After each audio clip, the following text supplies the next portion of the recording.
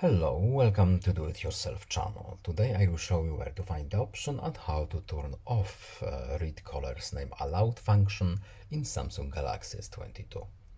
So where to look for this option and how to turn it off. We need to go to settings, then in accessibility options menu, in interaction and dexterity we have answering and ending calls. In here at the top, as you can see, we have our function. So read caller's name aloud, only over Bluetooth and headphones, so it won't use our speakers.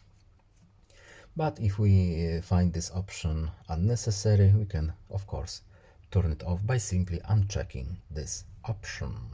No need to save, this function is now disabled and we can safely go back to our home screen. That's all. I hope this video is helpful to you. Please leave a like and subscribe. Have a nice day and see you in the next video. Goodbye.